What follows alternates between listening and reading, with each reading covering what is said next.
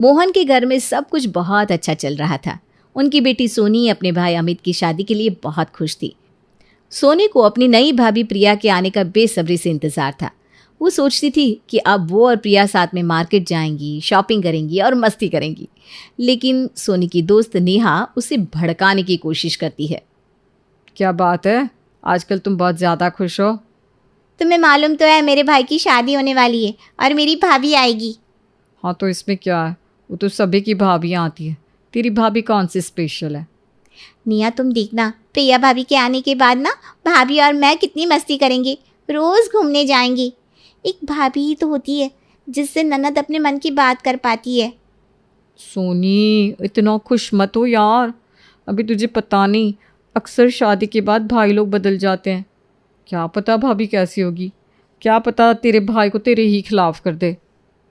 क्या बकवास कर रही हो नेहा, मेरे भैया ऐसे नहीं है, वो कभी नहीं बदलेंगे। और मेरी भाभी भी बहुत अच्छी है, वो ऐसा कुछ भी नहीं करेंगी। ठीक है, लेकिन ध्यान रखना, कभी कभी ना भाभी के आते ही भाई की प्रायोरिटी बदल जाती है। बस तू अपनी आंखें खुली रखना ताकि तुझे सच्चाई दिख सके। तुम बस देखती जाओ, ऐसा कुछ भी नहीं होगा। मेरी भाभी पूरे परिवार को एक साथ लेकर चलेगी। हाँ वो तो तेरी भाभी के आने के बाद पता चल ही जाएगा, उसके बाद बात करते हैं, तब पता चलेगा कौन कितने पानी में है। अमित की शादी के बाद प्रिया का स्वागत धूमधाम से होता है। पूरा परिवार प्रिया को अपने घर का हिस्सा मानता है। सोनी भी बहुत खुश है और प्रिया के साथ समय बिताने के लिए हमेशा तैयार रहती है। प्रिया बेटा, आज से यह घर तुम्हारा है, तुम जैसे चाहो वैसे यहाँ रह सकती हो। तुम्हें बहू नहीं बेटी बनाकर लाए हैं हम। धन्यवाद माँ जी, मैं बहुत खुश हूँ इस परिवार का हिस्सा बनकर। जितना प्यार आप लोग मुझे दे रहे हो, शायद मैंने पिछले जन्म में कोई अच्छे काम किए होंगे, तभी ऐसा परिवार मिला है मुझे।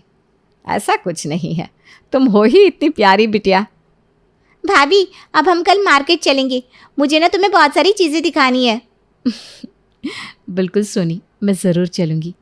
धीरे धीरे घर में प्रिया अपनी एक अलग पहचान बना लेती है। उसे सब पसंद करते हैं और उसकी बातें मानते हैं, क्योंकि वो सभी की भलाई के लिए कहती है। प्रिया बेटा, तुम्हारे हाथ के बने खाने का तो जवाब ही नहीं है। सच में तुम्हारे हाथ में जादू है। हाँ बहू, सच में तुम्हारे हाथों में बहुत स्वाद है। अरे होगा क्यों नहीं, मैं चुन के लाई हूँ अपनी बहू को, लाखों में एक है हमारी प्रिया। थैंक यू माँ जी, पापा जी, इस घर में सब ऐसे ही मुस्कुराते रहे, मेरी तो बस यही ख्वाहिश है। अरे बस बस मम्मी पापा, कितनी तारीफ करोगे भाभी की, देखो वो कैसे शर्माए जा रही है, अब बस भी करो। एक दिन सुबह के नाश्ते में प्रिया ने आलू के पराठों की जगह बेसन के चीले बनाए थे। ये देखकर माधुरी से टोकती है। उस समय सोनी घर पर नहीं थी। अरे ये क्या प्रिया, तुमने ये क्या बनाया है? तुम्हें बताया था ना मैंने कि नाश्ते में क्या बनाना है, फिर तुमने ये क्यों बनाया? माँ जी, ये बेसन के चीले हैं, ये बहुत पौष्टिक होते हैं और सुबह के हिसाब से हल्का होता है, ताकि पूरा दिन अच्छे से सभी लोग काम कर पाए और शरीर को भी अच्छे पोषक तत्व मिल जाए। वो तो सही है बहू, पर हमारे यहाँ सुबह नाश्ते में हमेशा आलू के पराठे बनते हैं, ये पता है ना तुमको। अब देखो सबके नाटक होंगे इसको खाने में। जी पापा, लेकिन आलू के पराठे ऑयली होते हैं, रोज़ खाने से सेहत खराब हो सकती है, इसीलिए मैंने चीले बनाए हैं। अब इसे सेहत का ध्यान रखूंगी, तभी तो मेरा परिवार हमेशा खुश और हेल्दी रहेगा ना। सुनिए प्रिया, इतना कह रही है तो खा कर देखते हैं। वैसे बहू ने हमारे लिए अच्छा सोच कर ही तो बनाया है, एक बार खा कर तो देख लें। अरे वाह, बहुत बढ़िया बहू, ये चीले तो वाकई में बहुत टेस्टी है।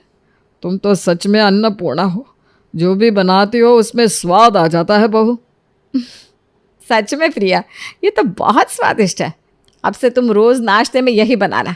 मेरी बहू बहुत समझदार है, इसको सबकी हेल्थ की कितनी चिंता है। माँ जी, आप लोग खुश रहोगे, अच्छे रहोगे तो मुझे भी तो खुशी होगी ना। उसी समय सोनी भी वहाँ आ जाती है और चीले देखकर उसका दिमाग खराब हो जाता है। ये क्या बना है नाश्ते में? आलू के पराठे कहाँ हैं? और तुम जानती हो ना, मुझे सुबह सुबह सिर्फ वही खाना होता है। मुझे नहीं पता, मेरे लिए आलू के पराठे बना दो। सोनी देखो, आज मैंने चीले बनाए हैं, सबको बहुत पसंद आया है, तुम खाकर देखो, तुमको भी अच्छे लगेंगे। वैसे भी रोज़ रोज़ आलू के पराठे सेहत के लिए अच्छे नहीं होते।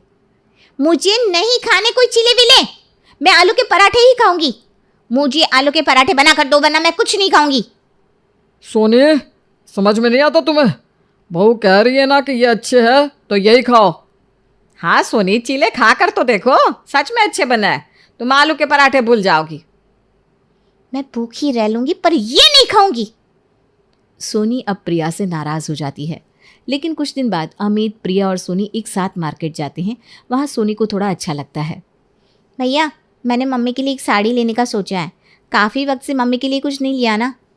अरे वाह सोनी, ये तो बहुत अच्छा सोचा तुमने। मैं भी माँ जी के लिए एक साड़ी ले लेती हूँ। वैसे भी मैंने उनको आज तक कोई गिफ्ट नहीं दिया। ठीक है, तुम दोनों माँ के लिए साड़ी ले लो। मैं भी देखूँ माँ को किसकी साड़ी पसंद आती है। अरे भैया, ये भी कोई पूछने की बात है? आज तक मम्मी ने कभी मेरी पसंद फेल की है क्या? अरे लेकिन बेटा, इस बार तेरा कंपटीशन तेरी भाभी से है। तो क्या हुआ, जीतूंगी तो मैं ही। देखते हैं। तीनों मार्केट से वापस घर आते हैं और प्रिया और सोनी दोनों अपनी पसंद की हुई साड़ी गिफ्ट कराकर माधुरी को लाकर देते हैं। मम्मी जल्दी से गिफ्ट खोलो और बताओ किसका गिफ्ट बढ़िया है। अच्छा ठीक है, पहले मुझे देखने तो दो। चलो पहले मैं सोनी का गिफ्ट खोल लेती हूँ। अरे वाह सोनी बेटा, तेरी साड़ी तो बहुत सुंदर है। सोनी, तुम तो सच में बहुत सुंदर साड़ी लाई हो। लेकिन अब प्रिया की साड़ी भी देख लूँ। जी माँ जी, आपके पास ऐसी कोई दूसरी साड़ी नहीं होगी? अरे वाह, बनारसी साड़ी। प्रिया, तुमने तो मुझे सच में खुश कर दिया। मैं सोच ही रही थी कि एक ऐसी साड़ी लूँगी। सच में मेरी बहू की पसंद ना लाजवाब है। तुम बिल्कुल वही साड़ी लाई हो जो मुझे कब से चाहिए थी। माँ जी, मैं बहुत खुश हूँ कि आपको मेरी पसंद अच्छी लगी, क्योंकि मैंने पहली बार आपके लिए कुछ लिया है। थोड़ा सा डर भी लग रहा था कि पता नहीं आपको पसंद आएगी या नहीं। ले सोनी, तू तो हार गई अपनी भाभी से। माँ को तो प्रिया की लाई साड़ी पसंद आई। भाभी, आज पहली बार मम्मी ने मेरी पसंद की हुई साड़ी को फेल किया है। कॉन्ग्रेचुलेशन, आप जीत गई। लो भैया, अब तो खुश हो ना आप? ऐसे ही कुछ दिन निकल जाते हैं। अमित की शादी के बाद मैं सोच रहा हूँ कि हमें घर में एक पूजा करवा लेनी चाहिए, बहू के आने की खुशी में। आपने तो मेरे मन की बात कर दी। मैं भी कब से यही सोच रही हूँ। ठीक है पापा, आप बता दो कब रखनी है पूजा, मैं सब तैयारी कर लूँगा। हाँ, लेकिन मैं सोच रहा हूँ कि पूजा में आए रिश्तेदारों और मेहमानों को विदाई में क्या दें। मुझे तो कुछ समझ में नहीं आ रहा।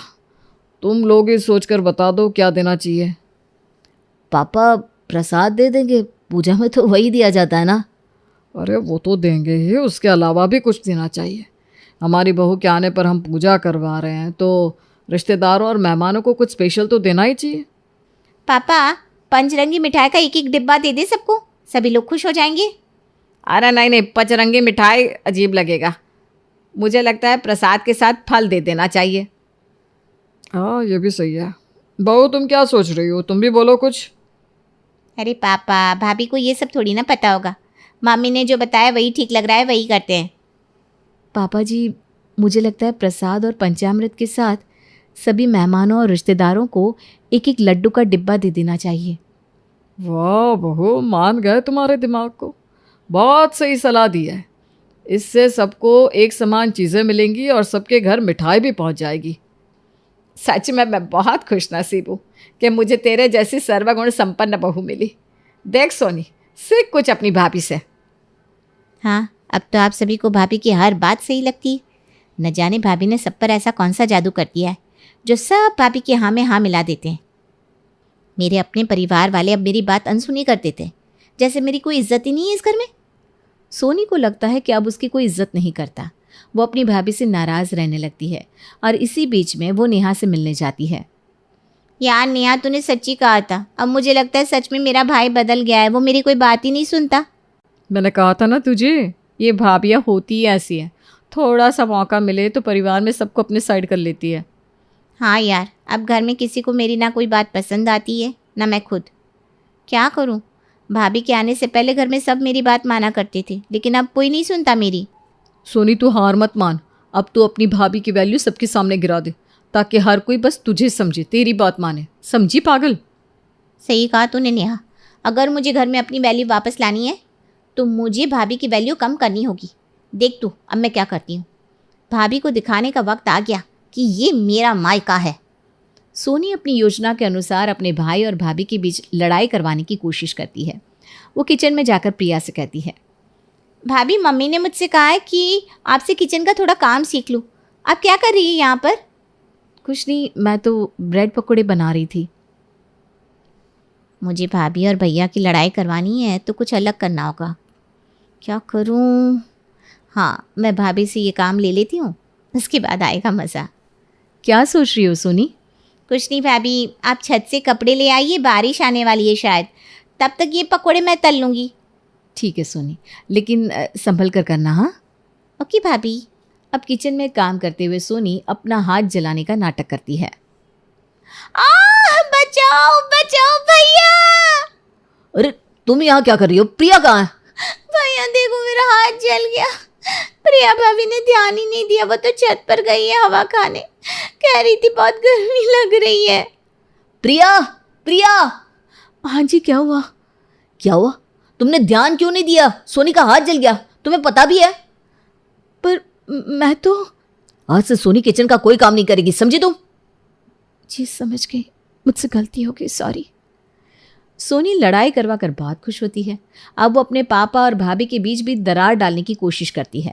एक दिन मोहन कहीं बाहर जाने वाला था और वो प्रिया से अपना सफ़ेद कुर्ता धोने को कहता है, लेकिन सोनी वहाँ भी चाल चलती है और सारे कपड़ों में मोहन के कपड़े मिला देती है। ये मेरा कुर्ता किसने धुला है? मैंने कहा था इसको अलग से धोना, अब इस पर दूसरे कपड़ों का रंग लग गया है। अरे प्रिया, ये क्या किया तुमने? अब ये क्या पहन कर जाएंगे? माँ जी, मैंने तो इसको अलग निकाल कर रखा था, इसको कपड़ों के साथ मैंने नहीं मिलाया। अरे चुप रहो बहू, पता नहीं आजकल तुम्हारा ध्यान कहाँ रहता है, हर रोज़ कोई ना कोई कांड करती रहती हो। सॉरी पापा जी, मुझसे गलती हो गई, अगली बार से मैं ध्यान रखूंगी। एक दिन प्रिया किचन में खाना बना रही थी, तभी मौका पाकर सोनी दाल में 1 चम्मच एक्स्ट्रा नमक डाल देती है और जब सब टेबल पर साथ में बैठकर खाना खाते हैं तब माधुरी को दाल में नमक तेज लगता है। बेटा जरा दाल तो टेस्ट करना। ये दाल किसने बनाई है? कितना तेज नमक डाला है इसमें? दाल तो मैंने ही बनाई है, लेकिन मैंने चेक किया था, नमक उसमें ठीक था। तो क्या भैया और मम्मी झूठ बोल रहे हैं? मैं बहुत दिनों से देख रही हूँ, तुम्हारा ध्यान कहाँ रहता है बहू? अब तुमसे कोई काम ठीक से क्यों नहीं होता? मुझे नहीं पता माँ जी, मैं तो सारे काम वैसे ही मन लगा कर करती हूँ जैसे पहले करती थी। तो फिर प्रिया तुमसे ये गलतियाँ होती क्यों हैं? सोनी को देखो, अब वो कितनी समझदार हो गई है। सोनी अब बहुत खुश होती है कि घर में उसकी वैल्यू वापस बढ़ गई और प्रिया की वैल्यू उसने कम कर दी। इसी बीच सोनी की दोस्त नेहा उससे मिलने उसके घर आती है। तब सोनी मज़े लेकर सारी बातें नेहा को बताती है कि कैसे उसने वापस अपनी वैल्यू घर वालों के सामने बना ली है। अरे अगर कहीं ये सोनी पकड़ी गई और इसने सबको बता दिया कि मैंने ही इसको ऐसा करने के लिए भड़काया था तो मैं मुसीबत में पड़ जाऊंगी। अरे यार नेहा क्या सोच रही है? मैं इतनी खुश हूँ और तू ऐसे बैठी है। सोनी यार, तूने भाभी के साथ अच्छा नहीं किया। नेहा मुझे लगा था कि सब मुझे भूल गए हैं, इसलिए मैंने अपनी वैल्यू वापस लाने के लिए ये किया। पर सोनी ये सही नहीं है, तुम्हें अपनी भाभी के साथ ऐसा नहीं करना चाहिए था। सोनी को नेहा की बात समझ में नहीं आती। कुछ दिन बाद सोनी को देखने रिश्ते वाले आते हैं और उनमें सोनी की भी एक ननद होती है। वो भी सोनी से उसी तरह बात कर रही थी जैसे सोनी अपने भैया और भाभी से शादी के समय करती थी। तभी सोनी की सास और उसके ननद अपनी अपनी पसंद की साड़ी सोनी को देते हुए उससे पूछते हैं कि उसको किसकी साड़ी ज़्यादा पसंद आई। ये कैसा धर्म संकट है? अगर किसी एक की साड़ी को पसंद किया तो दूसरा नाराज़ हो जाएगा। अब कौन सी साड़ी सेलेक्ट करूँ? दोनों ही अच्छी हैं।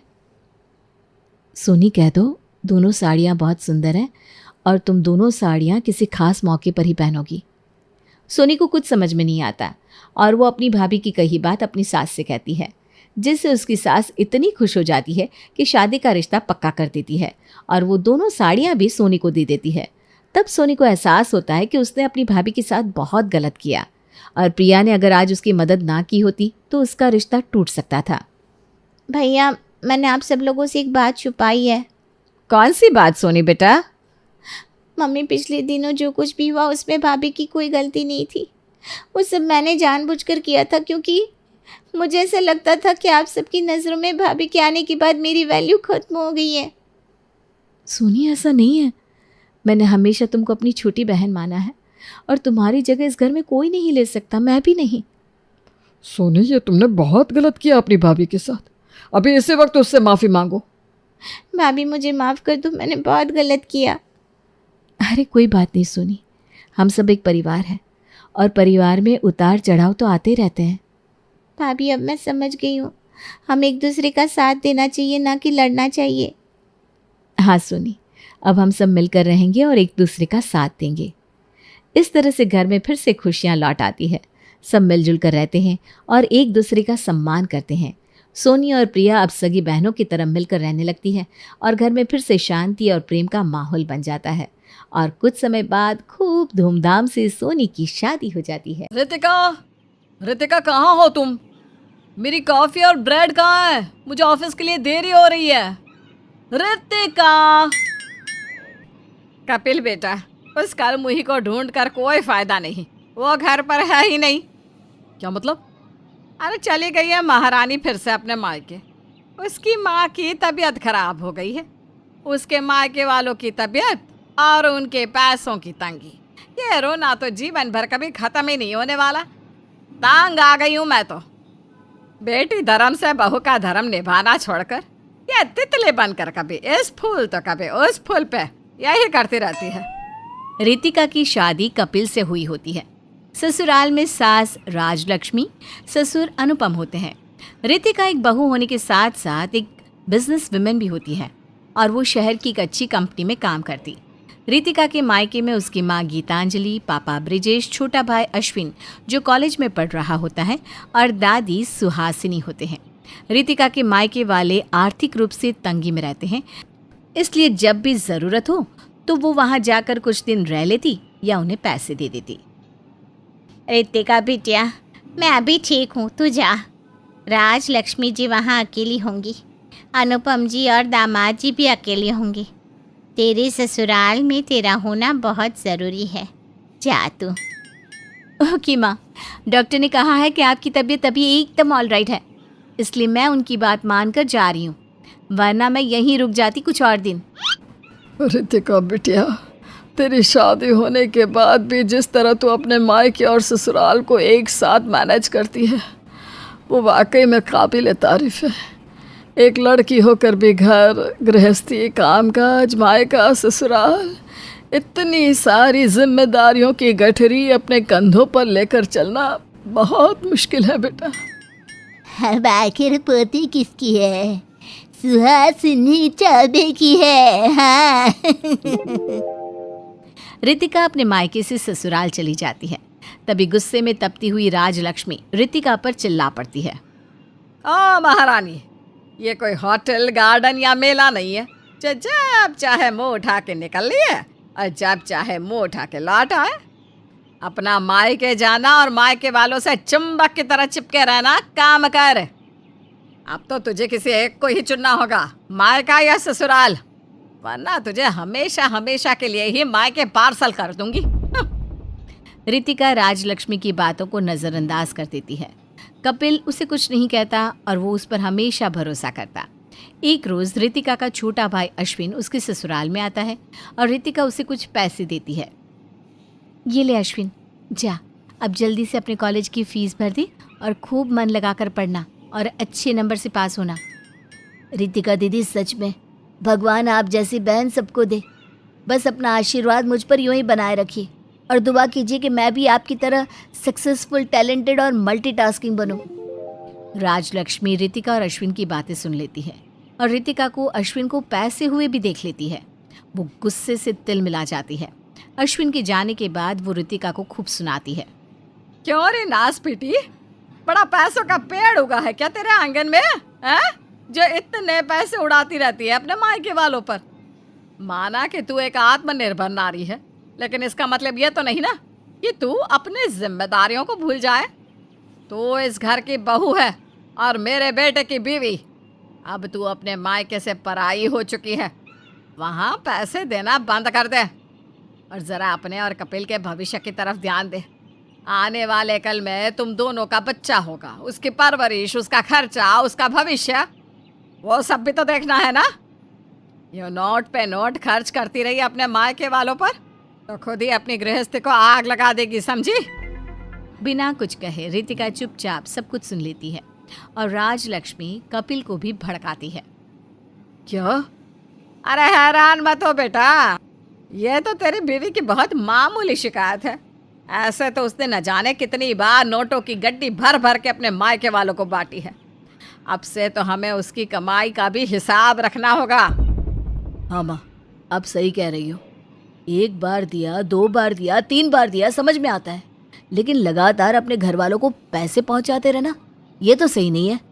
और फिर तब से कपिल और राजलक्ष्मी इस बात पर कड़ी नजर रखते हैं कि कहीं रितिका ने अपनी तनख्वाह में से मायके में कोई पैसे तो ट्रांसफर नहीं किए ना। कपिल आए दिन रितिका के बैंक अकाउंट का स्टेटस चेक करता रहता है। ऐसे ही एक दिन फिर से राजलक्ष्मी रितिका को अपनी माँ गीतांजलि को कुछ पैसे और सामान देते हुए बाजार में देख लेती है और जब रितिका वहाँ से चली जाती है तब राजलक्ष्मी गीतांजलि के पास जाकर उससे कहती है, गीतांजलि जी, अब बस भी कीजिए। माना कि आपकी बेटी बहुत कमाती है, इतने ऊंचे दर्जे पर काम करती है, पर आप ये बात मत भूलिए कि वो अब हमारी बहू है और वो आपका पराया धन हो गई है। ये यूं बार बार पैसे मांगना और पैसे लेना शोभा नहीं देता आपको। लेकिन वो दरअसल अब झाड़ू की तरह कोई सफाई मत दीजिए। मुझे जो कहना था मैंने कह दिया। मेरी बेटी रीना भी अपने ससुराल में सुखी है, कमाती है, लेकिन मैं तो उससे 1 रुपया तक नहीं मांगती। राजलक्ष्मी गीतांजलि को इतना सुनाती है कि बेचारी गीतांजलि गर्दन झुकाई रह जाती है। दिन गुजरते जाते हैं और फिर एक दोपहर ये खबर आती है कि रितिका के पापा ब्रिजेश जी की मृत्यु हो गई है किसी बीमारी के कारण। रितिका फौरन अपने मायके भागती है और फिर ब्रिजेश की मौत का बहुत शोक मनाया जाता है। राजलक्ष्मी, कपिल और कपिल के पापा अनुपम भी रितिका के मायके पहुंचते हैं। फिर अंतिम संस्कार की सारी रस्मों के बाद जब रात में रितिका गीतांजलि से ब्रिजेश के आखिरी दिनों का हाल पूछती है तब, माँ, ऐसा क्या हुआ था जो पापा को डॉक्टर्स बचा ही नहीं पाए? रितिका बिटिया, वो पैसों की समस्या खड़ी हो गई थी। ब्रिजेश जी के ट्रीटमेंट के लिए और भी पैसों की ज़रूरत थी और मैं तुझसे मांग भी नहीं पाई क्योंकि कुछ दिनों पहले ही समधन जी ने मुझे बहुत सुनाया था। हमें तेरा बसा बसाया घर नहीं तोड़ना था रितिका बिटिया। अब सबका दिमाग कहाँ था? अरे ऐसे हालातों में तो दुश्मन भी इंसानियत का हाथ बढ़ाकर मदद करते हैं। तो मैं अपने पापा के लिए अपने ससुराल वालों की 4 बातें नहीं सुन पाती क्या? ये आप लोगों ने बिल्कुल अच्छा नहीं किया, बहुत गलत किया। माँ, दादी, अश्विन और उससे भी ज्यादा बुरा माँ जी और कपिल ने किया है। रितिका अपने ससुराल जाकर अपना सूटकेस बैग पैक करती है और ससुराल को छोड़कर जाने का फैसला लेती है। जाते जाते राजलक्ष्मी और कपिल को गुस्से से कहती है, माँ जी, कपिल, ये जो कुछ भी आप दोनों ने किया है ना मेरे साथ और मेरे मायके वालों को जो सुनाया है ना, वो बहुत बहुत गलत किया है। माँ जी, आपकी इन सभी हरकतों के कारण आज मेरे पापा हम सबके बीच नहीं रहे। मैं उनके इलाज के पैसे दे नहीं पाई और माँ आपके खौफ से मुझसे पैसे मांग नहीं पाई, बस इसलिए कि मेरी गृहस्थी बर्बाद ना हो और आप लोग मुझे डांटे ना। इतना सब कहकर रितिका वहाँ से चली जाती है। माँ, ये सब क्या हो गया? ये सब मुझे सही नहीं लग रहा। तुमने...